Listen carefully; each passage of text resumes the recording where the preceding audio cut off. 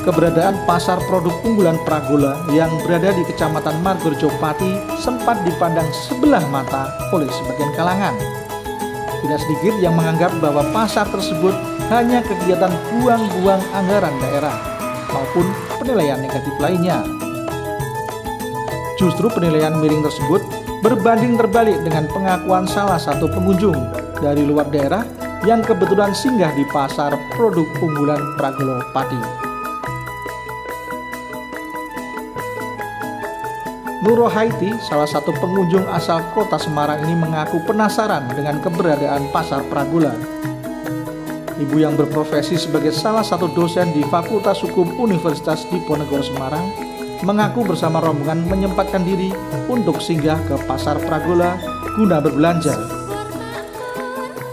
Dari pengakuan Nurrohaiti, keberadaan pasar produk unggulan Pragola patut diapresiasi. Peran pemerintah setempat untuk merubah image Kabupaten Pati yang dulunya kabupaten pensiunan menjadi kabupaten yang mampu membina para UMKM maupun IKM yang hasilnya dipasarkan dalam sebuah bangunan bernama Pasar Produk Unggulan harus diapresiasi positif dan didukung semua pihak.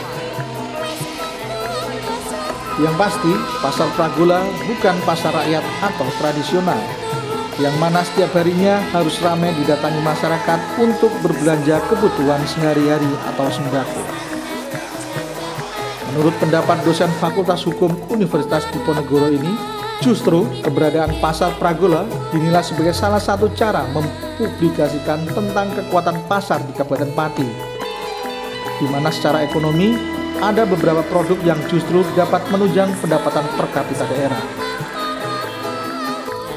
Mungkin ini walaupun namanya pasar Pragola ya, Pragola, tapi bagi kami ini bukan jenis dari pasar tradisional ya. Artinya bahwa bagian dari perekonomian di Pati pasti juga terpengaruh dengan keberadaan dari pasar Pragola sebagai salah satu sarana untuk mempublikasikan tentang kekuatan pasar dari Kabupaten Pati. Artinya bukan sekedar pada produk-produk yang bersifat natural ya, mungkin artinya bahwa secara perekonomian ada beberapa produk yang ini bisa menunjang tentang pendapatan per kapita masyarakat di Pati.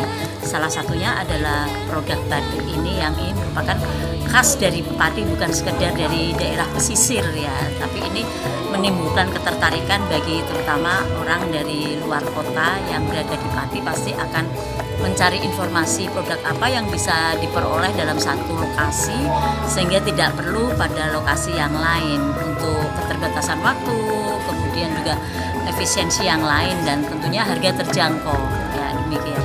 Kebetulan banyak teman-teman yang berasal dari Pati ya, sehingga mereka juga ikut mempublikasikan tentang keberadaan pasar ini. Kalau mau mencari souvenir atau oleh-oleh, cukup pada satu lokasi bisa mendapatkan semuanya yang merupakan hasil produk dari kota Pati. Kesan pertama representatif, artinya ini layak untuk menjadi satu tujuan ya, artinya ketika berada di Pati mungkin salah satu tujuan apa yang menjadi sasaran para pendatang ya, pasar Pragola. Dan saya kira ini artinya bagi kami satu lokasi bisa mendapatkan produk semua.